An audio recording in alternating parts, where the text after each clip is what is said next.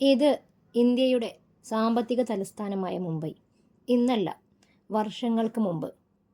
രാവിലെ സൂര്യൻ ഉയരുമ്പോൾ സമ്പത്തിൻ്റെയും അധികാരത്തിൻ്റെയും മറ്റൊരു ലോകം നഗരത്തിൻ്റെ ഒരു മൂലയിൽ ഉണർന്നു വരികയായിരുന്നു. ഇത് സാധാരണ വീടുകളുള്ള പ്രദേശമല്ല. ധനികരും വലിയ ബിസിനസ്സുകാരും മാത്രം താമസിക്കുന്ന ഒരു പ്രൈവറ്റ് ലോകം. ഈ വീടുകൾക്കിടയിൽ മറ്റെല്ലാവരെയും ചെറുതാക്കുന്ന പോലെ ഒരു കൊട്ടാരം. കുൽക്കർണി കുടുംബത്തിൻ്റെ വീട്. മുഴുവൻ സമയവും കാവൽക്കാരാൽ ചുറ്റപ്പെട്ട ഒരു കൊട്ടാരം. ഇന്ന് നമ്മൾ പറയുന്നത് ഈ വീട്ടിലെ കഥയാണ്. ഇത് വിജയ് നാരായൺ കുൽക്കർണി. ഗൗരവവും അധികാരവും ഒരുമിച്ച മുഖം. ഭാര്യ ലതാ മേത്ത. മൗനത്തിനുള്ളിൽ തന്നെ ശക്തിയുള്ള സ്ത്രീ. വിജയ് നാരായണന്റെ ബിസിനസ്സുകൾക്കൊപ്പം വളരുന്ന ആഢ്യത്വമുള്ള സ്ത്രീ. ഇവരുടെ ഒരേയൊരു മകൻ ആനന്ദ് ദേശ്മുഖ്. അച്ഛൻ്റെ നിഴലിൽ നിന്ന് തന്നെ തനിക്കൊരു വഴി തേടുന്ന യുവാവ്. ആനന്ദിൻ്റെ ഭാര്യ നീന ആനന്ദ്.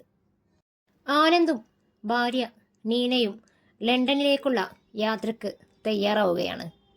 അവിടെ പുതിയൊരു ബിസിനസ് സാമ്രാജ്യം കെട്ടിപ്പടുക്കണം. വിമാനം ആകാശത്തിലേക്ക് ഉയരുമ്പോൾ മുംബൈ പതുക്കെ അകന്നു. ലണ്ടൻ. തണുത്ത കാറ്റും വ്യത്യസ്തമായ ജീവിതവും പുതിയ ജീവിതത്തിൻ്റെ തുടക്കം. അങ്ങനെ അവർ ലണ്ടനിലെത്തി. വർഷം 1970കളുടെ തുടക്കത്തിലാണ്. ആനന്ദും നീനയും അവിടെ തങ്ങളുടെ ജീവിതം കെട്ടിപ്പടുത്തുയർത്തി. വലിയൊരു കൊട്ടാരം പോലെയുള്ള വീടുണ്ടാക്കി. ആനന്ദിൻ്റെയും നീനയുടെയും കുഞ്ഞ് മീര ബഹേലിയാണ് തൊട്ടിലിൽ കിടക്കുന്നത്. ആനന്ദും നീനയും അധികം നാട്ടിൽ പോകാറില്ല. അച്ഛനും അമ്മയും പലപ്പോഴായി ഇങ്ങോട്ട് വരാറാണ്. വീട്ടിൽ ആവശ്യത്തിന് ജോലിക്കാർ. ഒരു ആഫ്രിക്കക്കാരിയും അവളുടെ ഭർത്താവും, ഒരു ഇന്ത്യൻ സ്ത്രീയും. ഒരു പരിപൂർണ കുടുംബം. പക്ഷേ ഈ സമാധാനത്തിനകത്ത് ഒളിഞ്ഞിരുന്ന സത്യം ആർക്കും അറിയില്ലായിരുന്നു. ഒരു ദിവസം പൂന്തോട്ടത്തിലിരിക്കെ ആനന്ദിനൊരു കോൾ വന്നു. അച്ഛൻ മരിച്ചു.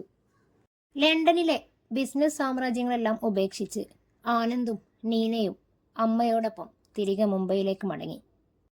ബാക്കി കഥ നടക്കുന്നത് ഇനി വർഷങ്ങൾക്ക് ശേഷമാണ്. ഇത് മീര ബഹേലി. മീരക്ക് 26 വയസ്സായി. അച്ഛൻ ഇന്നില്ല. ബിസിനസിന്റെ ചുമതല പൂർണ്ണമായും അവളുടെ കൈകളിലാണ്. മീറ്റിങ്ങുകൾ, തീരുമാനങ്ങൾ, കർശനമായ ഇടപെടൽ. തെറ്റ് കണ്ടാൽ ഒട്ടും വിട്ടുവീഴ്ചയില്ല. എന്നാൽ പാവപ്പെട്ടവരോട് അവൾക്ക് നല്ല അനുകമ്പയുണ്ട്. മീരയുടെ കൈകളിൽ ഒരു ബിസിനസ് സാമ്രാജ്യം വികസിച്ചു. ആ നഗരം അവളുടെ പേരിൽ വിറക്കാൻ തുടങ്ങി. അഴിമതിക്കാർ, ഗുണ്ടകൾ, എല്ലാവരും അവളെ ഭയപ്പെട്ടു. മീര ബഹേലി എന്ന പേര് കേൾക്കുമ്പോൾ തന്നെ നഗരം വിറക്കാൻ തുടങ്ങി. അങ്ങനെ ഒരു രാത്രിയല്ല, പുലർച്ചെ 3 മണിയായിട്ടുണ്ട്. മീരയും അവളുടെ കമ്പനിയിലെ പല ഉന്നത ഉദ്യോഗസ്ഥരും ലാപ്ടോപ്പിന് മുന്നിലാണ്. അവർ പല ഡോക്യുമെന്റുകളും പരിശോധിക്കുന്നു. അച്ഛൻ്റേതും മുത്തച്ഛൻ്റേതും തുടങ്ങി എല്ലാത്തരം രേഖകളും. നാളെ രാവിലെ ഒരു വലിയ ബിസിനസ് ഡീല് നടക്കുകയാണ്, 137 കോടിയുടെ. പക്ഷേ കുൽക്കർണി കുടുംബവുമായി ശത്രുപക്ഷത്തായ മറ്റൊരു വലിയ ധനിക കുടുംബത്തിൻ്റെ നിന്ന് വാങ്ങിയവരുടെ നിന്നാണ് ഇവർ ഈ ഡീൽ സ്വീകരിക്കേണ്ടത്. പക്ഷേ ഒരിക്കലും കുൽക്കർണി കുടുംബത്തിന് ഈ ബിസിനസ് നൽകാൻ കഴിയില്ലെന്ന വാശിയിലാണ്. അതാണിപ്പോൾ മീരയെ പ്രതിസന്ധിയിലാക്കിയിരിക്കുന്നത്. അവസാനം ഒരാൾ ഒരു പേപ്പർ കണ്ടെത്തി. മുറി നിശബ്ദമായി. മീര വായിച്ചു. കണ്ണുകൾ നിറഞ്ഞൊഴുകി. ആ സത്യം. അവൾ ആനന്ദിൻ്റെ മകളല്ല, ദത്തെടുത്ത കുഞ്ഞാണ്. ദത്തെടുക്കാൻ വേണ്ടിയിട്ടാണ് അവർ ലണ്ടനിലേക്ക് പോയത്. മീര മുറിയിലേക്കോടി. വാതിലടഞ്ഞു.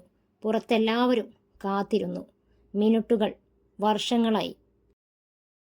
ഒടുവിൽ മീര വാതിൽ തുറന്നു. അമ്മയുടെ കാലിൽ വീണു. അമ്മേ, ഇതെല്ലാം സത്യമാണോ?